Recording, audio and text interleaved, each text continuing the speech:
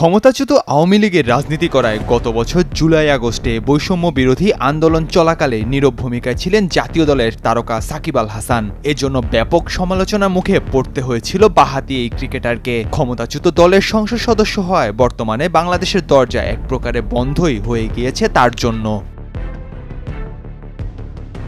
সাকিবের রাজনীতিতে নামার পর অনেকেই সেটিকে বাজে ও ভুল সিদ্ধান্ত বলে মন্তব্য করেছিলেন। ৫ আগস্টের পর যখন তার নামে মামলা হলো, দেশে ফেরা নিয়ে সৃষ্টি হলো জটিলতার, সে সময় সেই মন্তব্য আরও জোরালোভাবে উঠে আসতে থাকে। রাজনীতির কারণে সাকিবের ক্রিকেট ক্যারিয়ারটাই এখন অনেকটা হুমকির মুখে। কিন্তু নিজের মূল পরিচয় শঙ্কার মুখে পড়লেও রাজনীতিতে নাম লিখিয়ে মোটেও আক্ষেপের আগুনে জ্বলে পুড়ছেন না দেশের এই অলরাউন্ডার। রাজনীতিতে আসাটাকে মোটেও তিনি মানছেন না ভুল সিদ্ধান্ত হিসেবে। সম্প্রতি দেশের একটি শীর্ষস্থানীয় ইংরেজি সংবাদ মাধ্যমকে দেয়া এক সাক্ষাৎকারে এমনটাই জানিয়েছেন সাকিব আল হাসান।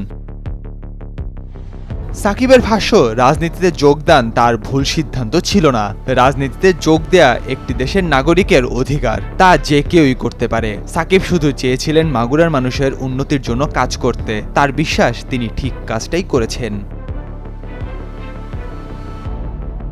কিন্তু বাস্তবতা দেখাচ্ছে ভিন্ন চিত্র। এই রাজনীতি এখন সাকিবের ক্রিকেটার সত্তার গলার কাটা হয়ে দাঁড়িয়েছে রীতিমতো, যে কাটা সাকিব না পারছেন গিলতে, না পারছেন উগরে দিতে।